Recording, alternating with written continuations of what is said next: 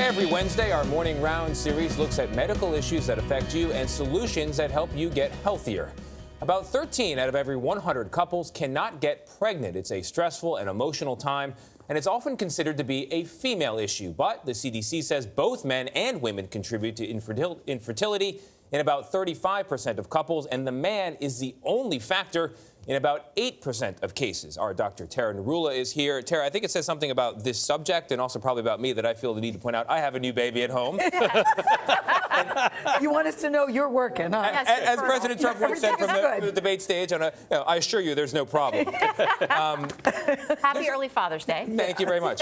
But there's a stigma attached to this. Men don't like to talk about it. There is, and that's a big issue. You know, a lot of men equate fertility with virility and sexual potency, and it's unfortunate because the two are really not the same thing. And so they tend to feel, if I can't conceive, there's something wrong with me. They feel emasculated. They feel guilt and shame and anger and anxiety.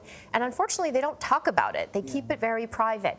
And in the literature, it's been documented that not only do they feel they can't talk about it, or they don't get a lot of support from their family, but also in the medical world, they don't get a lot of support. A lot of the support is focused on the women, and even online, women have community groups and support groups on Facebook, and the men really don't. So, you know, we are in a culture we don't really ask men, how do you feel about not being able to have a baby, or do you want children? We just really kind of avoid the subject with men, and it is unfortunate. So what are some of the common causes, Tara? So there are a couple different causes, and we break them down into 4 categories. There's idiopathic, meaning we really have no idea, and that's about 10 to 20%. Everything looks normal. Category. No, that's... No, about 60 to 80% is something wrong with the testicle. Something wrong, meaning it could be either genetic, acquired, structurally, environmental exposure, toxins.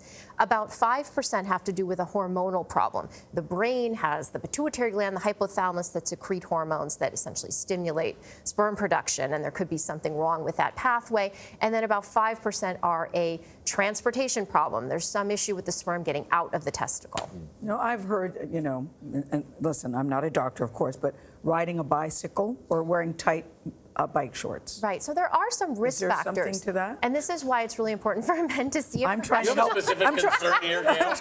I'm trying to help other men that I know. Who ride bicycles? Yes. Well, heat can be an Very issue. thoughtful. So if you're increasing the temperature of the testicles, you can have some issues with sperm production. So that's why part of the questioning of men includes asking about hot tub or sauna use. But there are a lot of other risk factors like being overweight, obese, smoking, alcohol use, environmental toxins and exposures, and even testosterone gel or implants that men might be using. So maybe boxers, not briefs. Maybe boxers. All right. All right. Thank you, Tara. One of the risk factors is fortunately, talking about it is not a risk factor. No, so it's that's good to Thank talk you very about much. it. Yeah, we do. It Yes. is good to talk about it.